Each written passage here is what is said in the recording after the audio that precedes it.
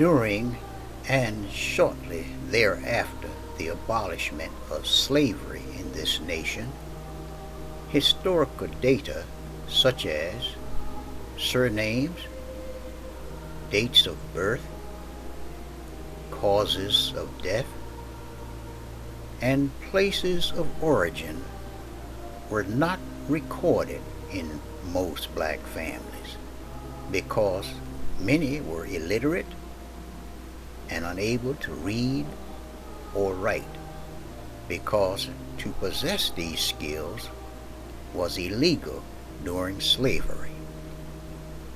Therefore, family history and other pertinent information was passed on to following generations by the word of mouth pipeline, which was not a very reliable source for acquiring information because recipients tend to add or delete information before passing it on. Therefore, one might find many incorrect or conflicting events in the history of many black families. Many have surnames that were seized from former plantation masters, which are not their correct family names. So, if any information presented in this presentation differ from what you have heard or been told about the McNair family history, attribute it to the word of mouth pipeline that was used during and shortly after slavery. However, the McNair family was fortunate to have inherited a valid family name with the birth of Archibald, who was born the grandson of an Irish plantation owner, the place where his young mother was a slave. According to family members, Archibald was fathered by the son of Master McNair. The master's son often had his way with the slave girls when he was intoxicated with Irish whiskey and his father was not around. According to family history passed down by word of mouth, Archibald was born January 27, 1855, in a slave shack on the McNair plantation, somewhere in the southeast section of this country. It is strongly believed for the first few years of Archibald's young life, he was nurtured and cared for by his mother, along with several other half-siblings, when suddenly his childhood came to an abrupt ending, when without warning his mother was sold at the slave auction block and was never seen by him again. Shortly after his mother's departure, Archibald was removed from the slave quarters to the main house as a houseboy. To be a houseboy was the ultimate dream of a slave child because it meant not having to work in the hot cotton field and living in the subhuman slave quarters. It is believed that Archibald was given the job of houseboy because he was the master's grandson. His duties consisted of running errands for the master, working in the kitchen, and creating airflow with a fan when the master got warm during the summer days. For the next 4 years of Archibald's young life, this nation was engulfed in a bloody civil war to decide whether the North or South would rule the nation. Many great battles were fought: First Bull Run, Second Bull Run, Antietam, Gettysburg, and many others, until finally the South surrendered and all slaves were free. Although Archibald is now free, but at the age of 10, it will be in his best interest to remain at the McNair plantation performing his duties for several more years. One day, several years later, Archibald was sent on an errand to a nearby plantation to deliver a message for his former master.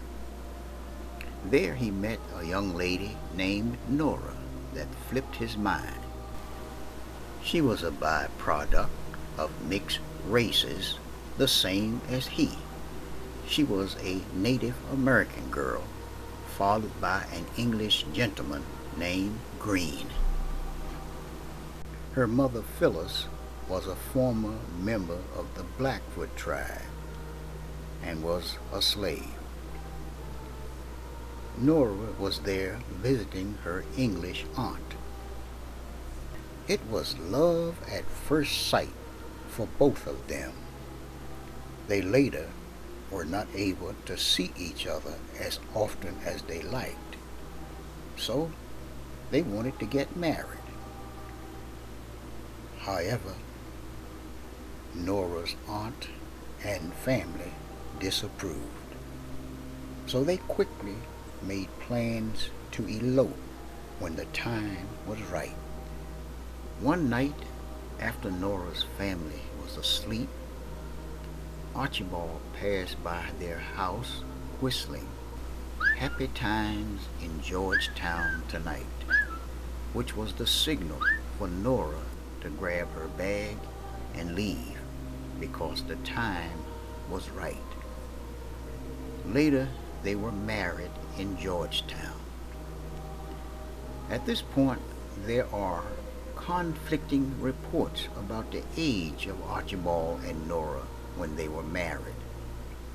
One report that Archie was 14 and Nora was 13. Another report that they didn't meet until 1871, which would make Archibald 16 and Nora 15.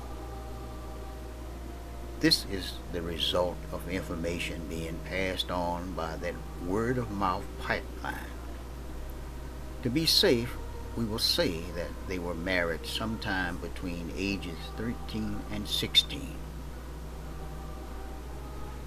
At their marriage ceremony, Archibald pledged to Nora that he would love, provide, and be there for her for the rest of her life, a promise that he would truly keep. Archibald worked as a freelance farmhand during the early years of their marriage, moving from farm to farm in Georgia and Alabama, wherever there was work, to support Nora and his family. Around 1884, he arrived and settled in Coffee Springs, Alabama, and became a sharecropper, which offered a better lifestyle for him and his family. Nora was an excellent seamstress, a skill she acquired from her Native American mother, which enabled her to make most of the clothing for the family. In 1894, homestead land became available in Geneva County, Alabama. Archibald was granted 160 acres of prime farmland by the federal government. This was the joy of his life. This certificate, signed and sealed by the President of the United States, then Grover Cleveland, validates that land grant to Archibald McNair.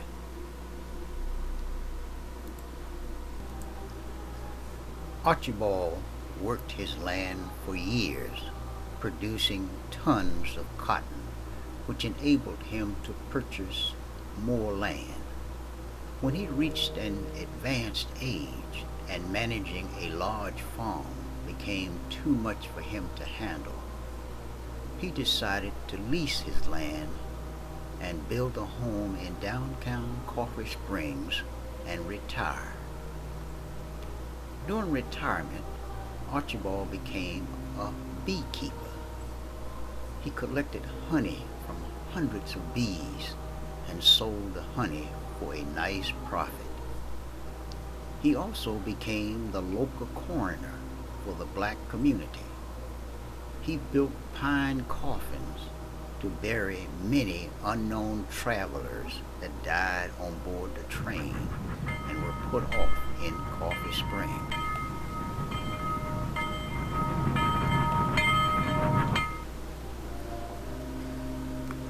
Archibald was permitted to vote in local elections years before it was fashionable for men of color to vote in the Deep South.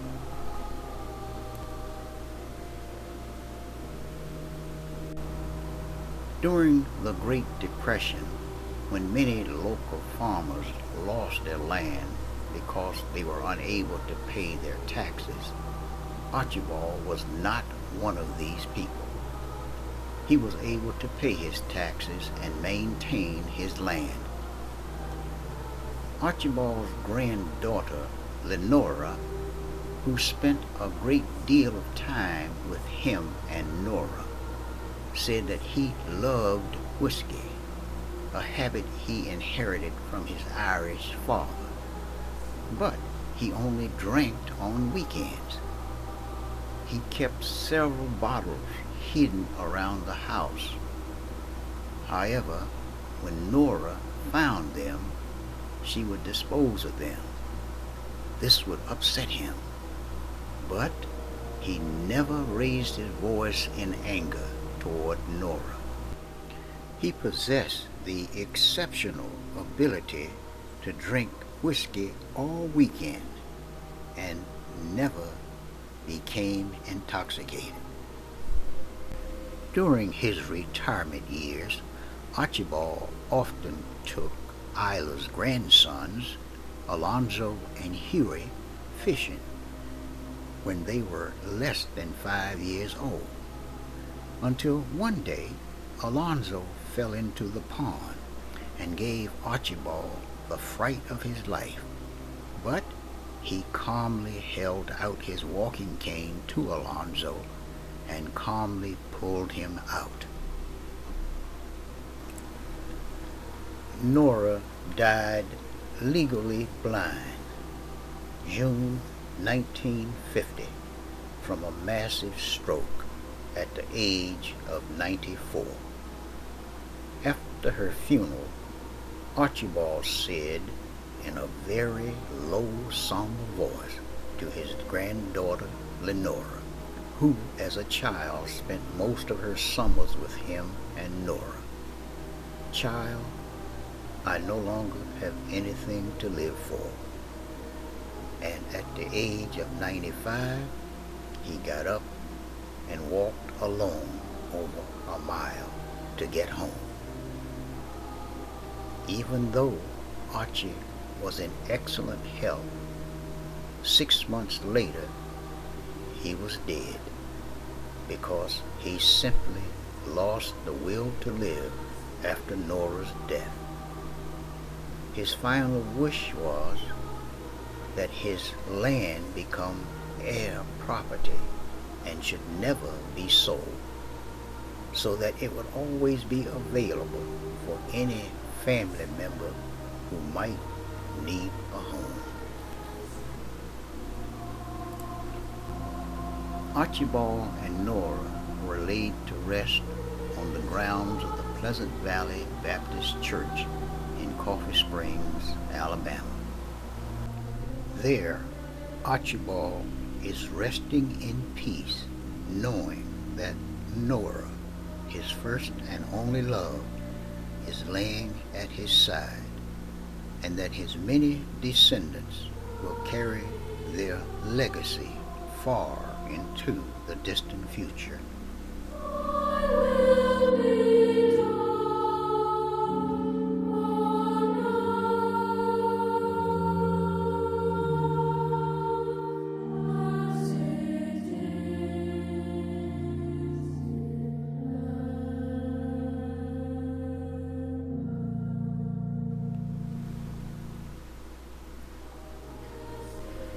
Archibald and Nora produced many descendants. They raised 13 children because in those early days a large family was considered an asset for a farmer. It meant more help around the farm for chores.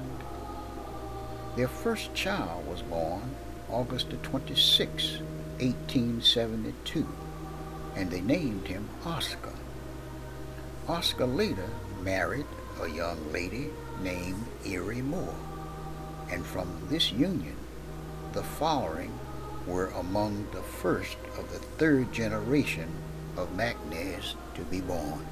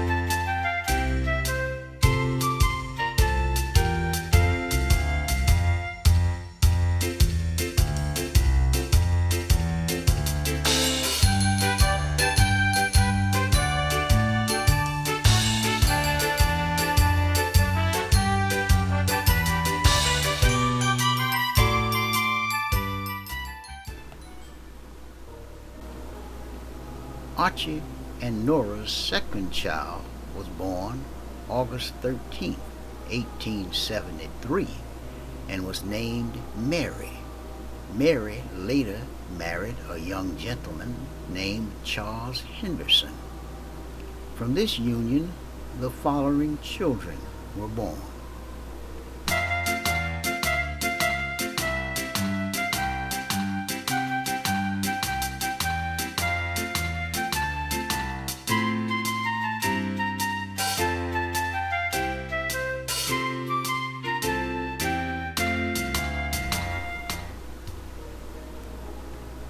Archibald and Nora's third child was born August 23, 1877, and was named Alexander. Alexander was never married and died at age 33 by undetermined causes, leaving no descendants. Archibald and Nora's fourth child was born November the 16th, 1878, and was named Richard. He later married Nettie Holly, and from this union the following children were born.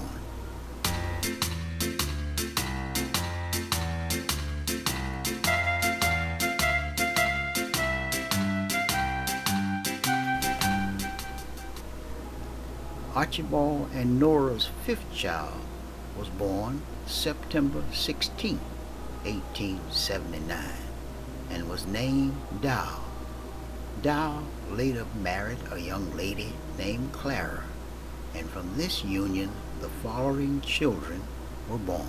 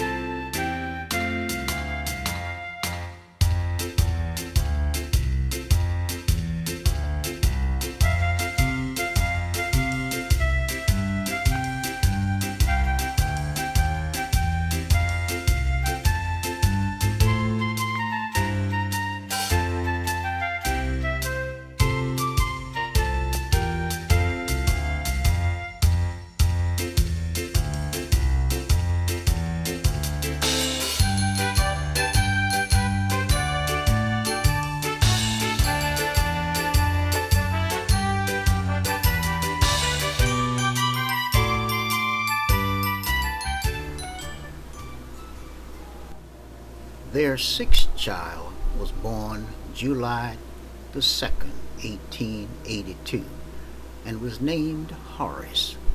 Horace left home at an early age and settled in Seattle, Washington, and never returned home.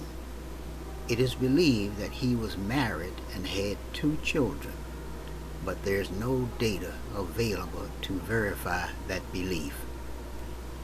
The 7th child was born May 8, 1884, and was named Isabel. Isabel married a Mr. Logan, and when he experienced an early untimely death, she married Mr. Darnell. There were no children born in either union. The 8th child was born March 31st, 1886, and was named Charles. Charles married Archia Lewis, and from this union the following children were born.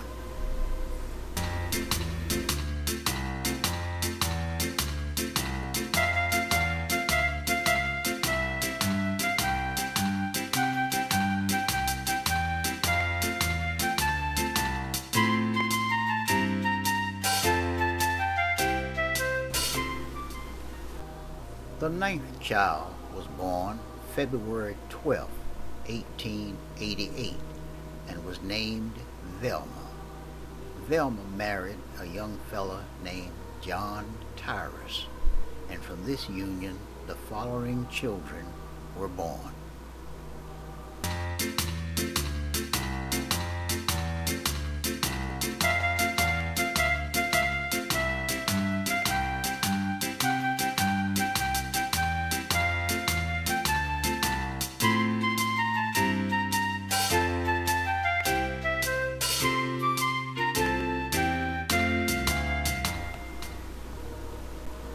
The 10th child was born January 6, 1889, and was named Alice.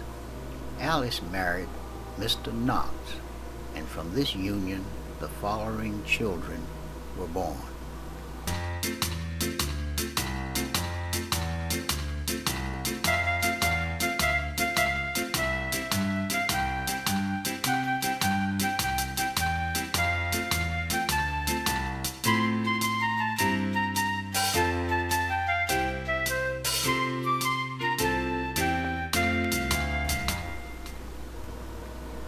The 11th child was born February 12, 1891, and was named Lester. Lester married Mary Johnson, and from this union 1 child was born.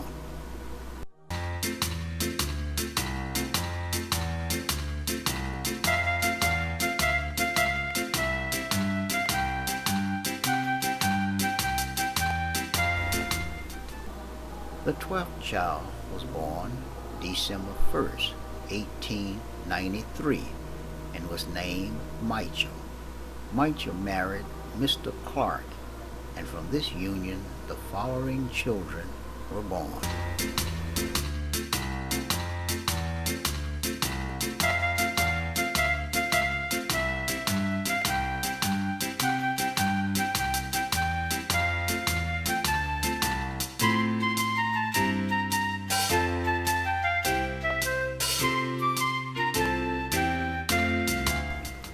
Nora gave birth to her 13th and final child on October 6, 1897, at the age of 41, and named her Isla.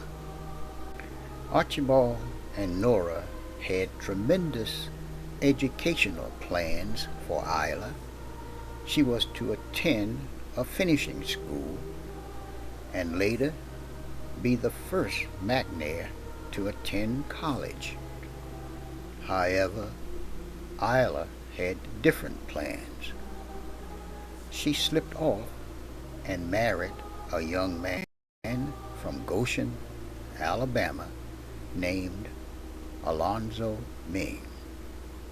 Archibald and Nora strongly disapproved of this union which produced the following children that they quickly learned to love.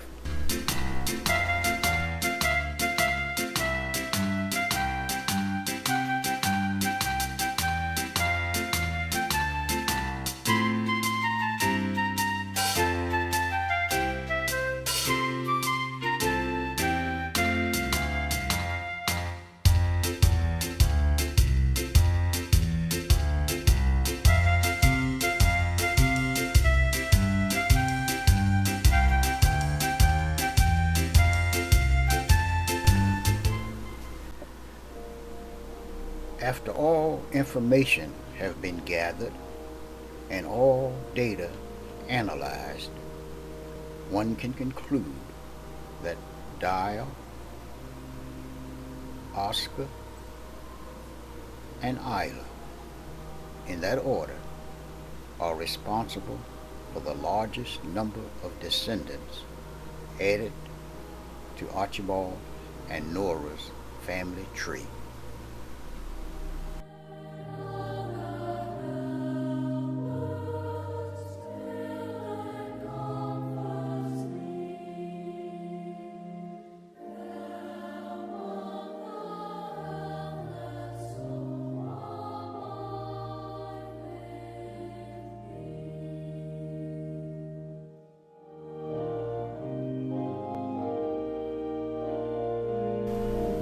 At this point, it is fitting and proper to acknowledge the person who was responsible for bringing the McNair family reunion to Maryland.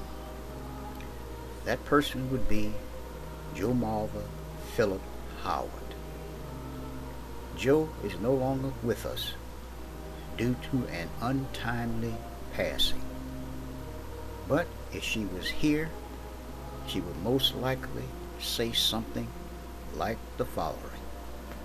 I am the daughter of Minnie McNair Phillips, and I have here with me today my brother, Morris, my father, James, my husband, Melvin, this is my son, Melvin Jr., and my cousins,